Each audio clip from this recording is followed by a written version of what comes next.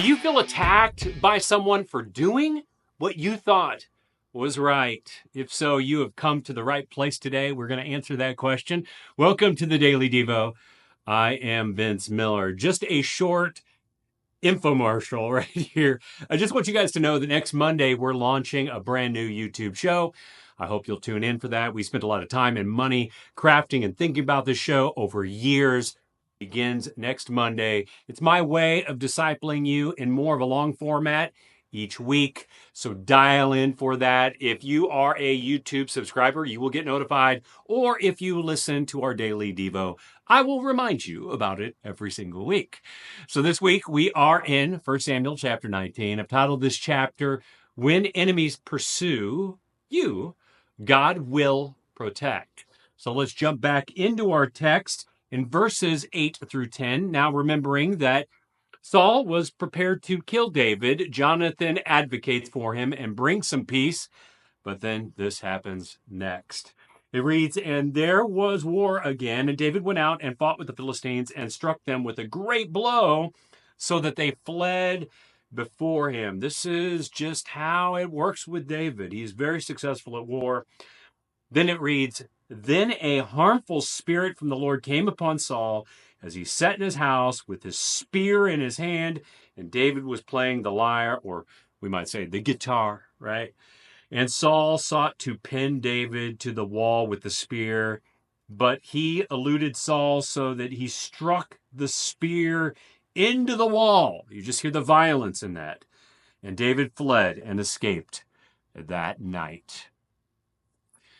So David's success is clearly a little irritating to Saul, and probably for a number of reasons. Number one, Saul is irritated because he is jealous of David's ongoing success and popularity, which just continues to move up and to the right. Number two, Saul is irritated by God's blessing on David and the removal of his blessing by God. Third, Saul is irritated because David is a political threat to his throne and legacy. And fourth, Saul is irritated because his perpetual sin has led to a deteriorating mental state and an increasing harmful spirit because of his sin and disobedience. And to be quite honest with you, it's heartbreaking to see Saul in this state. He is so spiritually troubled and irrational that he's sitting inside of Israel's safest house with a spear in his hand, ready to harm one of the greatest warriors of Israel that has ever lived. Thus, Saul is going to close out his life a very irritated and irrational man, husband, father, and leader. That is not the way to finish. But let me just state, godly success can occasionally provoke what we might call irrational opposition. When one lives according to God's will and encounters blessings and achievements, it can provoke negative reactions from our opponents. Maybe not to the point where they're trying to shoot you. Let's reflect on that for a moment. But they might try to sandbag you, gaslight you, or sideline you.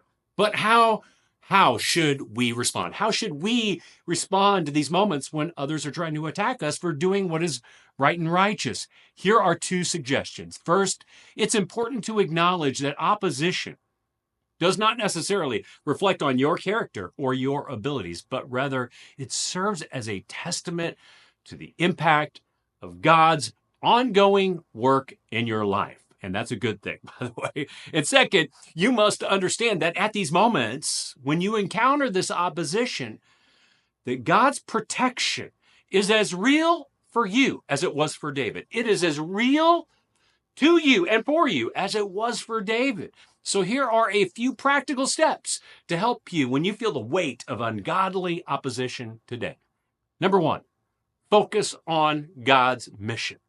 Like David, you just got to pursue God's mission, the one he has set before you, regardless of what the opposition is doing to you. Number two, you got to seek God's protection by getting on your knees in prayer and seeking his wisdom as you navigate these challenges. Number three, this is very important.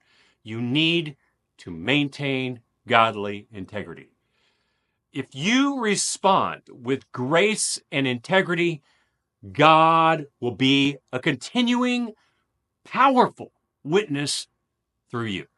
So remember that all these points are predicated on the simple fact that you have encountered opposition because you have been righteous, faithful, and obedient to God, not because you've been disobedient. So when enemies come after you, rest assured that God will protect you. Stay firm and trust in his provision. I love you guys so much. Thanks for joining me. I pray this has blessed you. Live all in for him who lived all in for you.